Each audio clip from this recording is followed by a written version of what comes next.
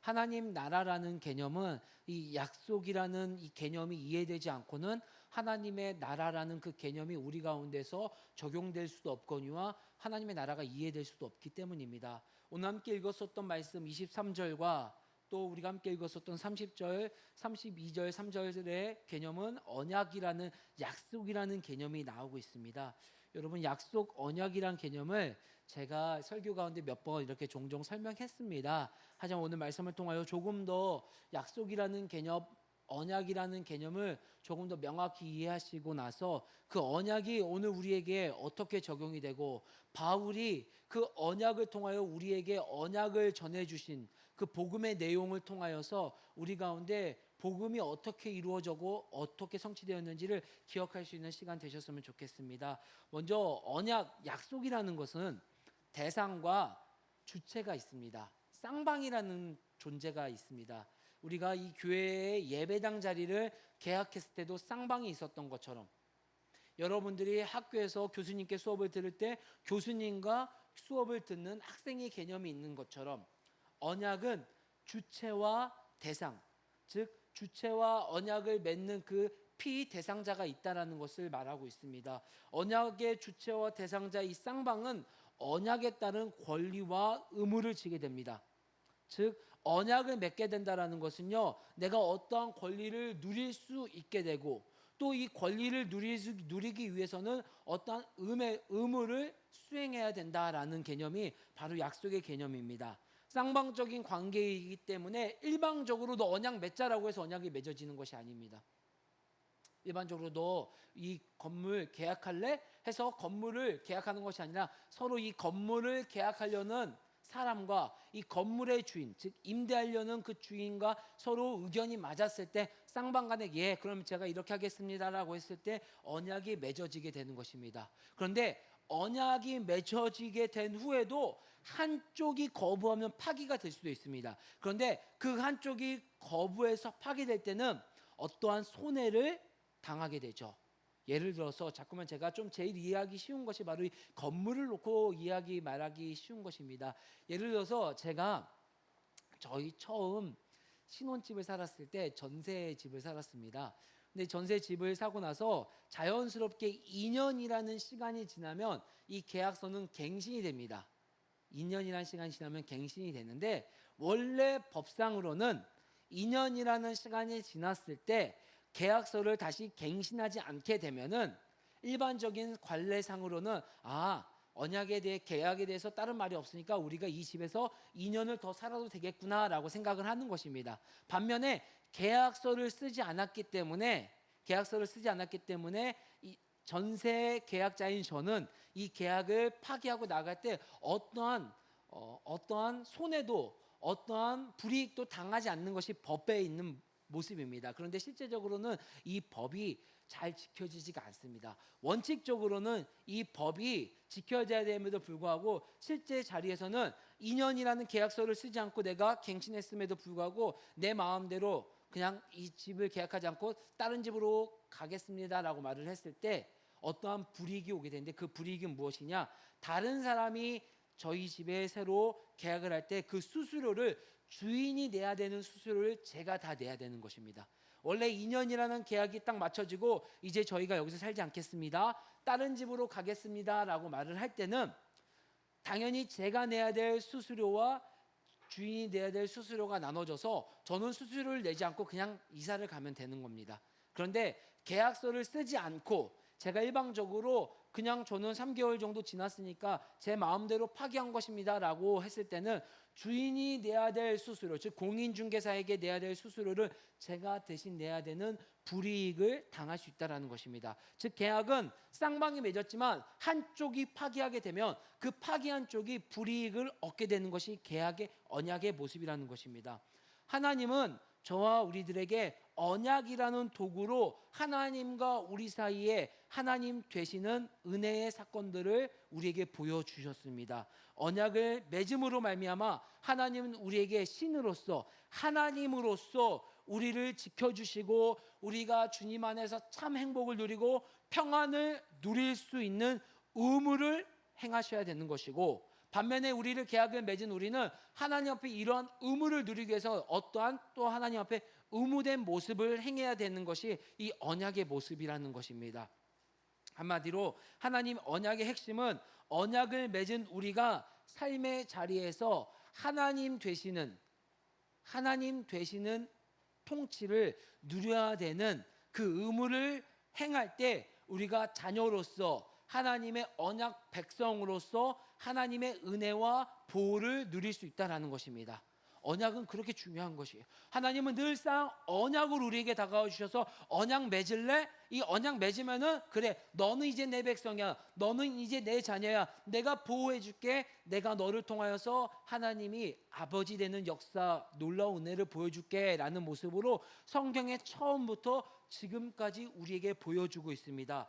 구약에서 가장 처음 언약의 모습을 보여준 예가 바로 노아입니다. 가장 처음 약속, 언약이란 단어가 나타난 것이 노아라는 것입니다. 우리 창세기 9장 15절로 17절 말씀을 함께 읽어볼까요?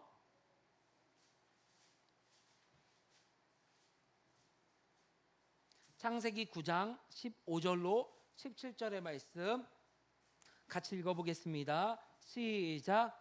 내가 나와 너희와 및 육체를 가진 모든 생물 사이에 내 언약을 기억하리니 다시는 물이 모든 육체를 멸하는 홍수가 되지 아니할지라. 무지개가 구름 사이에 있으리니 내가 보고 나 하나님과 모든 육체를 가진 땅의 모든 생물 사이에 영원한 언약을 기억하리라. 하나님이 노아에게 또 이르시되 내가 나와 땅에 있는 모든 생물 사이에 세운 언약의 증거가 이것이라 하셨더라. 아멘.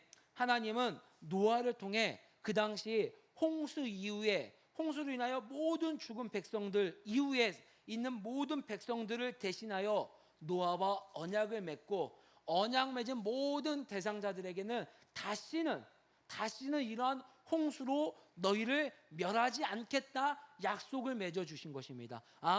하나님 자녀로서 내가 그 언약의 조건대로 살아간다면 다시는 우리에게 이 세상을 멸하고 하나님의 자녀가 되지 않는 놀라운 그 아픔을 누리지 않게 해주시겠다라는 약속을 노아를 통하여서, 노아를 대표로 우리 모두에게, 이스라엘 백성에게 언약을 맺어 주신 것입니다. 이 노아 이후에 여러분, 하나님 언약의 특징은 갱신이 된다는 것입니다. 새로운 언약을 맺는 것이 아니라 맺었던 그 언약을 자꾸 시간이 지날 때마다 갱신해 주신다는 것입니다. 여러 가지 이유들로 말미암아서 노아 이후에 하나님은 언약을 갱신하여 주십니다. 아브라함을 통하여서 다시 한번 언약을 맺어 주시고, 원래 맺어 주셨던 언약의 효력을 아브라함 이후에도 동일하게 나타날 수 있도록 아브라함과 언약을 맺어 주십니다. 우리 창세기 15장 18절 말씀 함께 읽어볼까요?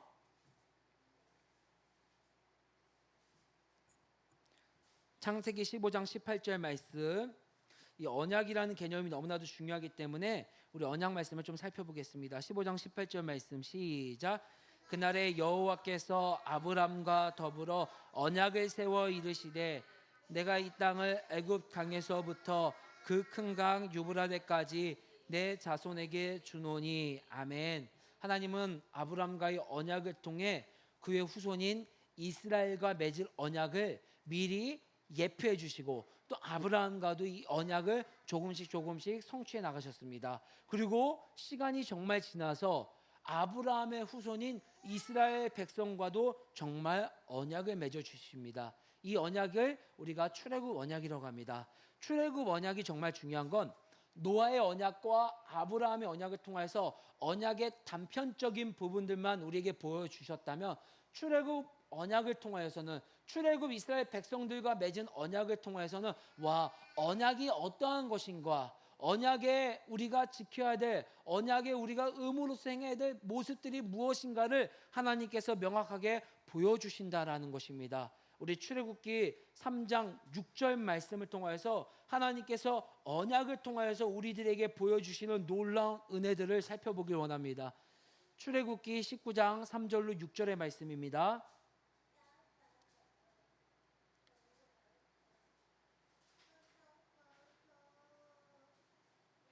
시작. 모세가 하나님 앞에 올라가니 여호와께서 산에서 그를 불러 말씀하시되 너는 이같이 야곱의 집에 말하고 이스라엘 자손들에게 말하라. 내가 애굽 사람에게 어떻게 행하였음과 내가 어떻게 독수리 날개로 너희를 넘어 내게로 인도하였음을 너희가 보았느니라. 세계가 다 내게 속하였나니 너희가 내 말을 잘 듣고 내 언약을 지키면 너희는 모든 민족 중에서 내 소유가 되겠고 너희가 내게 대하여 제사장 나라가 되며 거룩한 백성이 되리라. 너는 이 말을 이스라엘 자손에게 전할지니라. 아멘. 하나님께서 이스라엘 백성에게 나타나 주셨습니다. 그러면서 하나님이 어떠한 분인지 설명해 주셨습니다. 열지양을 통하여서 또 마라의 쓴모를 달게 하신 하나님을 통하여서 또한 전쟁에서 이기게 하시는 하나님을 통해서 하나님이 어떠한 분인가를 설명해 주시고 나와 언약을 맺을래? 나 이런 분이, 나 이런 사람이야, 나 이런 신이야. 원래부터 알고 있었지만 이스라엘 백성이 다 잊어버렸습니다.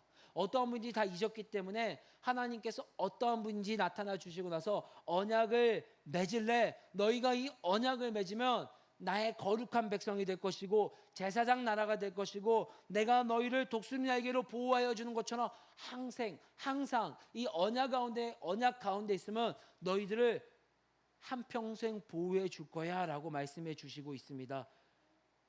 얼마나 귀한 상황입니까? 귀한 은혜입니까? 하나님께서 이 언약을 통하여서 우리 가운데 하나님이 하나님 됨만 드러난다면은 우리가 있는 자리에서 하나님의 통치 가운데서 하나님의 자녀로서만 살아간다면 하나님이 이렇게 언약 백성으로서 하나님의 놀라운 은혜들을 부어주신다라고 말씀하셨습니다. 그런데 많은 시간이 지나지 않아 이스라엘 백성들의 그 죄악된 본성으로 말미암아 하나님의 언약을 일방적으로 파기하는 사건들을, 하나님의 언약을 지키지 않고 내 마음대로 살아가는 사건들을, 그 삶을 보여주고 있습니다. 마치 우리의 모습과 동일하죠. 민수기 14장 1절로 3절의 말씀 읽어볼까요? 오늘 조금만 말씀 더 찾아보겠습니다. 민수기 14장 1절로 3절의 말씀입니다.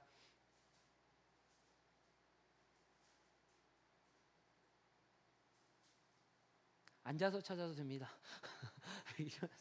민수기 14장 1절로 3절 말씀. 하나님께서 분명히 언약을 맺었고 언약의 놀라운 은혜들을 경험하고 보았음에도 불구하고 이스라엘 백성은 일방적으로 또 하나님의 약속을 파기하려는 모습들을 계속해서 보여주고 있습니다. 1절로 3절의 말씀 시작. 온 회중이 소리를 높여 부르짖으며 백성이 밤새도록 통곡하였더라.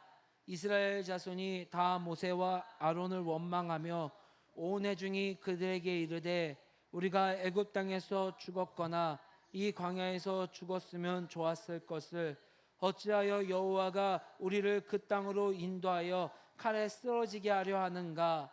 우리 처자가 사로잡히리니 애굽에서 돌아가는 것이 낫지 아니하랴. 아멘. 하나님이 우리를 보호해 주신다는 약속을 해주셨고 실제 그 완전한 보호의 일부분인 그 은혜들을 경험했습니다.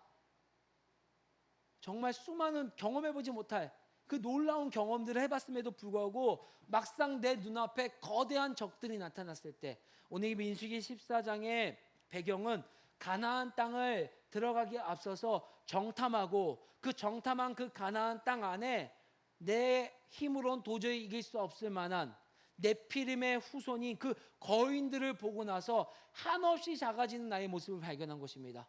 하나님의 그 약속이 그 거인들 앞에, 내가 두려워하는 그 두려움 앞에 한없이 작아지고 그 약속의 권위가 저 땅바닥 앞에 떨어지는 사건이 오늘 민수기 14장의 사건입니다. 그 눈앞에 적들을 바라보고 하나님의 그 약속들, 하나님이 우리에게 하나님 되어주셨던 놀라운 그 사건들을 다 잊어버리고 오늘 14장 1절로 3절의 말씀이 무엇입니까? 원망하는 것입니다.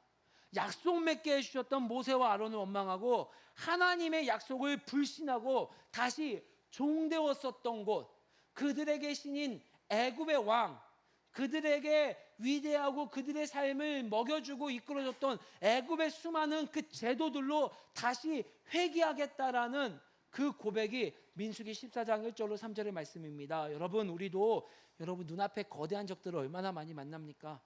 얼마나 하나님의 약속과 하나님의 위대한 은혜들이 우리가 두려워하는 수많은 것들, 내 안에 욕망하는 수많은 것들, 내 안에 수많은 자존심들로 말미암아 그 약속이 저 땅바닥에 내팽개쳐지고 하나님의 약속이 있어야 할 자리에 우리의 두려워하는 것들이 내 위에 서고 내 욕망들이 내 자리를 채우고 있는 그 연약한 모습들이 실은 살아가면서 얼마나 많이 발견되는지 모릅니다. 그래서 제가 하나님 앞에 간절히 붙드는 기도 제목이 바로 절제입니다. 절제. 여러분, 절제는 정도에 넘지 않도록 알맞게 조절하여 제한한다라는 개념입니다. 여러분 아시겠지만 2주 전부터 저희 교회 커피 맛이 확연히 달라졌습니다. 인정하지 않습니다. 확연히 달라졌습니다. 아마 오늘은 더 달라질지 몰라요. 더 달라질지 몰라요. 몰래 뭐 하나 또 샀습니다. 네. 왜 제가 이 말을 하느냐? 바로 이 절제 미덕이 여기 있기 때문입니다. 제가 샀었던 어떠한 도구들은요, 커피가 가장 좋은 맛을 낼 수 있도록 그 물의 양과 온도를 조절해 주는 도구들이기 때문입니다. 내가 커피의 원두 양은 약 40g인데 사람들이 많아서 물을 더 많이 부어야겠다. 그래서 물을 더 많이 부은다고 해서 커피의 맛이 좋아지는 것이 아닙니다. 내가 커피는 뜨거울 때 먹는 것이 좋으니까 물이 끓었던 100도씨 이 온도가 떨어지기 전에 빨리 커피를 내려서 맛있게 먹어야겠다고 해서 커피가 맛있어지는 것이 아닙니다. 여러분, 모든 것은 절제되고 조절된 양이 필요합니다. 여러분 아마 커피를 100도씨 물로 끓이거나 아니면 여러분 녹차 티백을 그냥 끓은 그 상태에서 물로 내리면요, 여러분이 그 맛을 보았을 때 가장 첫 번째 느껴지는 맛은요, 쓴맛일 뿐이요, 쓴맛일 것입니다. 뜨거운 물은요, 그냥 무작정 뜨거운 물은 쓴맛밖에 나지 않게 되어 있는 것이 자연의 섭리입니다. 그래서 제가 가장 적정한 물의 온도와 지난주에 이 온도계를 보고 나서 저희 아내가 얘기하더니요, 커피 내리는데 온도가 필요한 거야? 그럼 오늘 한번 느껴보십시오. 온도가 필요한지 안 필요한지. 그리고 적정한 원두의 양과 시간, 이 모든 것들이 가장 좋은 커피 맛을 누리게 저를 위해서, 저와 여러분들을 위해서 한 것처럼 제가 요새 가장 묵상하는 단어가 절제입니다. 내 안에 하나님의 언약이, 하나님의 신뢰하는 그 신뢰가 있는 자리에 두려움과 욕심, 욕망으로 어떠한 그 두려움을 채우기 위한, 두려움을 대체하기 위한 행동들, 내 욕심과 욕망을 채우기 위한 행동들이 절제되지 않고 하나님 있는 자리로 넘쳐나는 모습들을 너무나도 많이 보고 있기 때문입니다. 그 어떠한 두려움, 나로 하여금 하나님 앞에 나가게 하지 못하는 그 두려움, 또 내 욕망이 앞서서 하나님이 있어야 할 자리에 절제하지 못하고 나아가는 그 욕망들. 여러분, 커피 이 산 도구 제가 최대한 좀 절제한 겁니다. 더 좋은 거 살 수 있음에도 불구하고, 더 훌륭한 걸 살 수 있음에도 불구하고 가장 입문 작은 걸 샀었던 것처럼, 여러분 우리 인생 가운데 하나님의 약속을 사수하기 위하여서, 그 하나님의 약속을 신뢰하기 위해서 내 안에 절제해야 되는 그 필요성이 있음을 제가 요새 절실히 느끼고 있습니다. 왜냐하면 오늘 이스라엘 백성들이 하나님 앞에 그 두려움이라는 것이 너무나도 흘러넘쳐서 하나님의 약속을 저 땅바닥에 내려놓고 다시 돌아갔었던 것처럼, 오늘 우리 가운데 예수님은 우리 가운데 날마다 우리에게 주어진 그 십자가, 저는 그 십자가, 우리가 짊어져야 한 가지 요소 중에 하나가 바로 절제라고 생각이 듭니다. 누가복음 9장 23절 읽어볼까요? 누가복음 9장 23절의 말씀,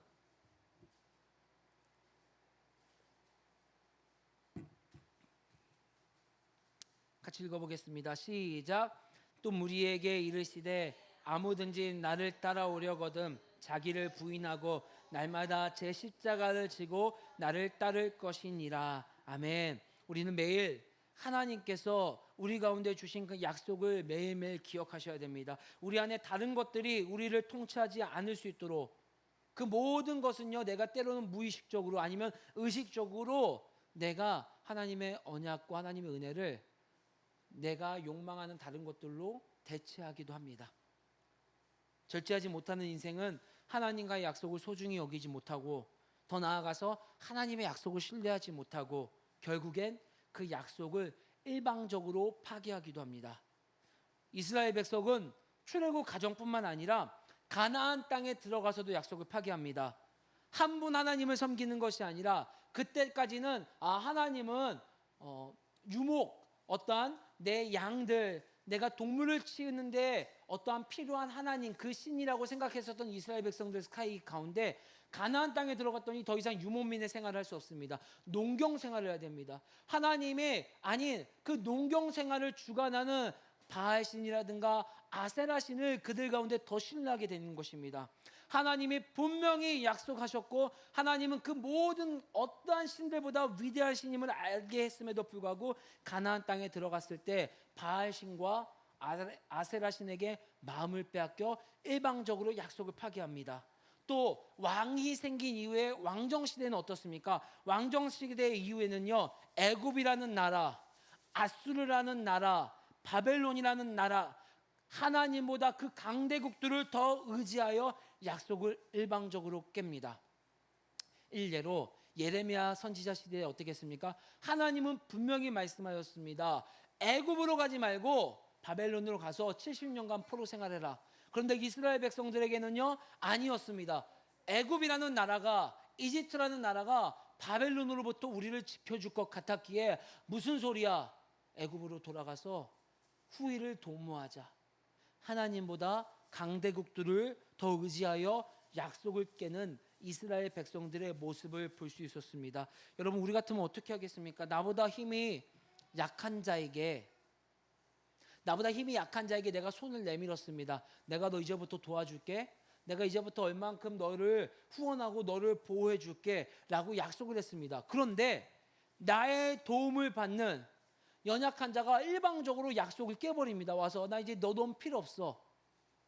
당신 나 이제 안 도와줘도 됩니다. 당신보다 더 나를 도와줄 사람이 생겼습니다. 당신보다 나를 더 도와줄 단체가 생겼습니다 라고 하면서 일방적으로 약속을 깹니다. 여러분 어떻게 하겠습니까? 아마 우리 같으면 니까짓 게 나랑 약속을 파기해? 힘도 없고 내가 도와주고 내가 손 내밀어 줬는데 이 약속을 파기하면서 울분이 쌓이고 어떻게 해서든 그 사람을 폄하하고 그 사람이 더 잘 나가지 못할 수 있도록, 그 사람의 앞길을 막을 수 있도록 모든 방법을 강구하는 것이 아마도 연약한 인간들의 모습일 것입니다. 그러나 하나님은 그렇지가 않습니다. 하나님의 약속은 다릅니다.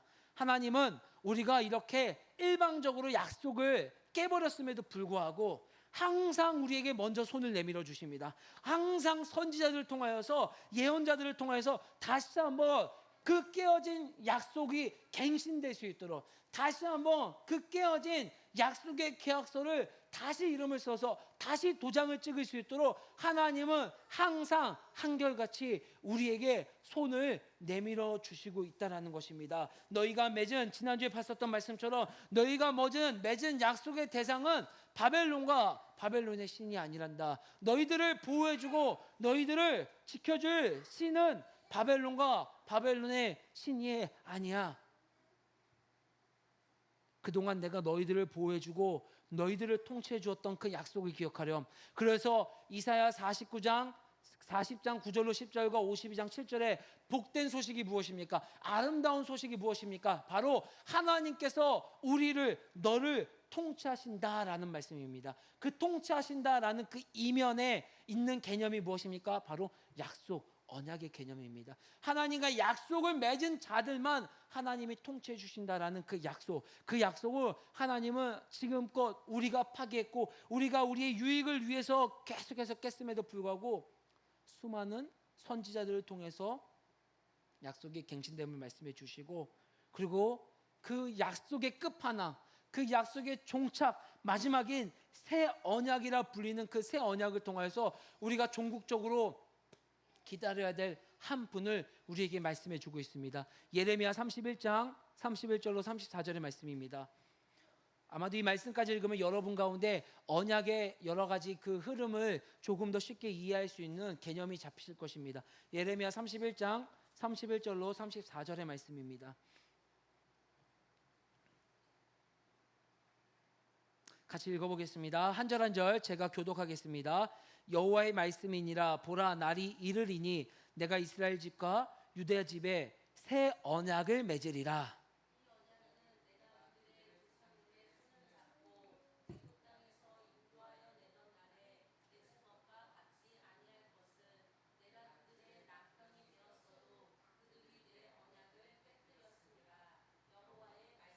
아멘. 계속해서 깨트립니다. 이스라엘 백성들. 여러분, 우리도 생각해 보세요. 하나님의 약속 생각하지 않을 때가 얼마나 많습니까? 그런데 33절에 이렇게 말씀해 주고 있습니다. 그러나 그날 후에 내가 이스라엘 집과 맺을 언약은 이러하니 곧 내가 나의 법을 그들의 속에 두며 그들의 마음에 기록하여 나는 그들의 하나님이 되고 그들은 내 백성이 될 것이라. 여호와의 말씀이니라. 34절 시작.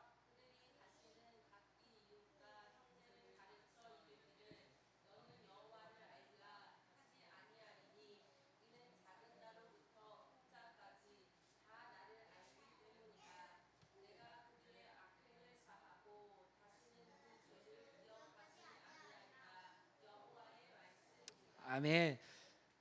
하나님께서 언약이라는 개념이 드러나지 않았지만 에덴 동산에서도 먼저 이런 언약이라는 모습으로 아담과 하와에게 하나님의 통치, 하나님의 백성됨을 보여주셨던 것처럼 아담, 노아, 아브라함, 또 이스라엘 백성, 또 쭉 이어지는 수많은 이스라엘 백성을 통해서 하나님은 계속해서 언약을 갱신하여 주시고 그 언약의 마지막인 새 언약, 즉 예수 그리스도를 통해서 이루어지는 그 언약을 기다리라 기다리라 말씀하셨습니다. 하나님이 약속하셨던 그 통치가, 하나님이 약속하셨던 그 마음 가운데서 예수 그리스도 성령으로 말미암아 우리 가운데 하나님의 통치가 드러나는 그 은혜의 사건을 바울이 경험하였고 바울이 누렸고 바울이 삶으로 몸소 살아내고 있는 그 역사의 현장이 바로 사도행전의 사건입니다. 오늘 우리가 함께 읽었었던 사도행전 13장의 말씀은 이제 그 바울이 첫 번째 이방 땅 전도행을 하는 가운데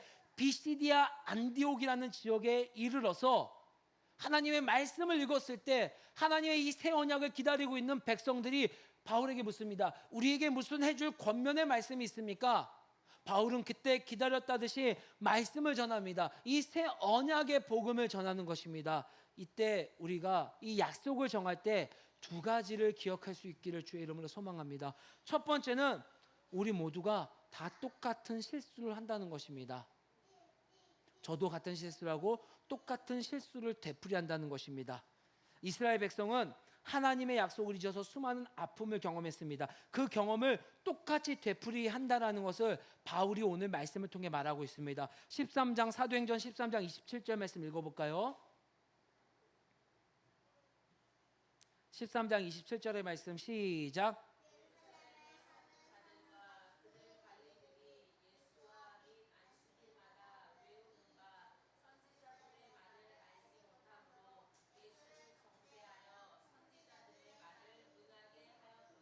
아멘. 제가 쉬운 성경으로 읽어보겠습니다. 예루살렘에 사는 사람들과 그 지도자들은 예수님을 알지 못했으며 안식일마다 읽는 예언자들의 글을 깨닫지 못했습니다. 오히려 그들은 예수님을 죄인 취급하여 예언자의 말씀을 그대로 이루었습니다. 아멘. 이스라엘 백성들은 하나님의 말씀들을 통하여서 그 말씀이 가리키고 있는 예수 그리스도, 예언서를 통하여서 시편을 통하여서 역사서를 통하여서 가리키고 있는 예수 그리스도 그 완전한 언약을 알지 못했습니다. 언약을 깨닫지 못했습니다. 또 더 나아가서 그 언약에 대하여서 멸시할 수 있는 충분한 소지가 있음을 40절 41절 말씀을 통해 우리에게 말씀하고 있습니다. 40절 41절 말씀 시작. 그런즉 너희는 선지자들을 통하여 말씀하신 것이 너희에게 미칠까 삼가라.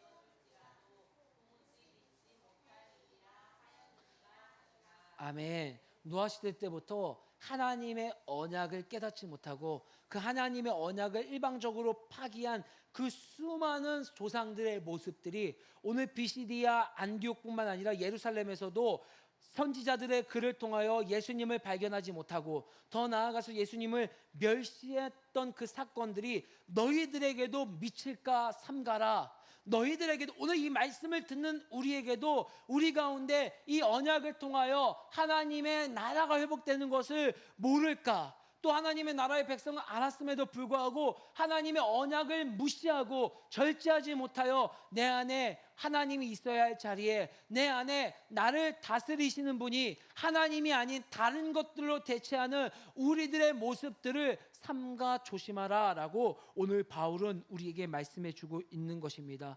그래서 바울이 이렇게 고백하고 있습니다. 디모데에게 내가 하나님의 말씀을 많이 알았음에도 불구하고 가말리엘 문화에서 율법의 선생이 되고 내가 율법에 정통했음에도 불구하고 하나님의 언약을 깨닫지 못하고 비방하고 회파한 것은 하나님의 언약이 가리키고 있는 저 끝 마지막 종착점을 몰랐기 때문이다 라고 말하고 있습니다. 디모데전서 1장 13절 말씀,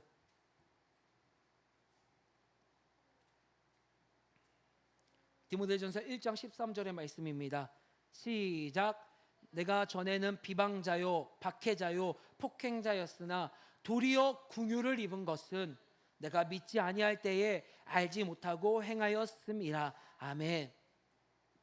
여러분, 우리가 이 언약의 개념을 들으면서 우리가 취해야 할 태도는 무엇이냐? 하나님, 내가 알지 못하고 있습니다. 하나님, 저는요 멸시할 수 있는 자입니다. 하나님, 저는요 비방하고 박해하고 폭행할 수 있는 자입니다. 이 언약에 대해서, 예수 그리스도에 대해서 하나님, 그러니 제가 더 알 수 있게 도와주시옵소서. 하나님, 제가 더 언약을 소중히 여길 수 있도록, 내 안에 두려움에 사무치지 않을 수 있도록, 내 안에 내 욕망에 사무치지 않을 수 있도록 하나님을 신뢰할 수 있는 자가 될 수 있도록 도와주시옵소서. 그러한 태도를 취해야 됨을 바울은 비시디아 안디옥 첫 설교에 말을 해주고 있는 것입니다. 또 두 번째 우리가 발견해야 되고 취해야 할 태도가 43절에 나와 있습니다. 43절의 말씀 시작.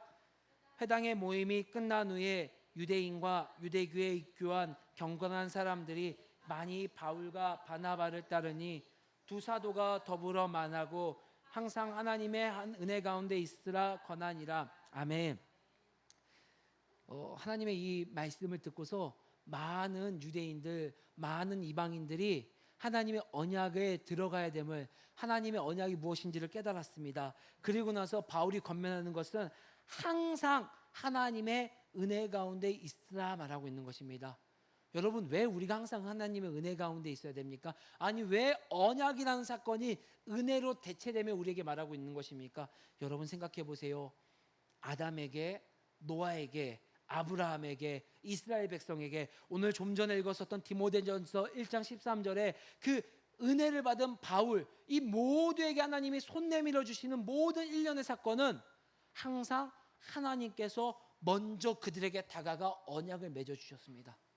한 번도 그들이 하나님을 먼저 찾은 것이 아니라 노아에게 먼저 가서 언약을 맺게 해주신 것이고, 아브라함에게 찾아가 주셨고, 바울에게 믿지 않을 때 찾아가 긍휼을 베풀어 주신 것. 왜 내가 하나님의 항상 은혜 가운데 머물러야 되느냐? 왜 이것이 하나님의 은혜이냐? 값없이 주신 것이냐? 항상 하나님은 우리들에게 먼저 손을 내밀어 주셨기 때문입니다. 그 언약을 다시 회복시켜 주시고 우리에게 요청하시는 것은, 하나님이 나의 삶의 자리에서, 교회뿐만 아니라 여러분이 머무는 그 길가마다, 그 길마다 내 삶의 자리에서 하나님의 백성됨을 드러내라 말씀하고 있는 것입니다. 여러분, 왜 우리가 컨닝을 안 해야 될까요? 여러분, 왜 우리가 거짓말을 안 해야 될까요? 여러분, 왜 우리가 세상의 율법들, 가이사의 것은 가이사에게 드려야 되는 그 법을 지켜야 되는 것일까요? 하나님은 우리에게 눈에 보이지 않는다 할지라도, 세상의 사람들이 여러분들이 하나님의 자녀임을 모른다 할지라도, 하나님은 여러분이 하나님의 자녀임을 알기에 내가 머무는 그 길마다 하나님이 주되심을 드러낼 수 있는 그런 삶의 자리로 초청해 주셨고 불러주셨기 때문입니다. 여러분 삶의 자리에서 주인은 누구이십니까? 여러분이 안 보이는 곳에서 여러분의 주되심은 누구입니까? 그 모든 주되심의 시작은 하나님께서 우리에게 언약으로 다가와 주셨음을 기억하고 그 언약은 항상 우리 가운데서 갱신하여 주시고 우리로 회복시켜 주셨음을 기억하여 나의 삶의 자리에서 백성됨을 드러낼 수 있는 우리 가족들 되기를 주의 이름으로 소망합니다.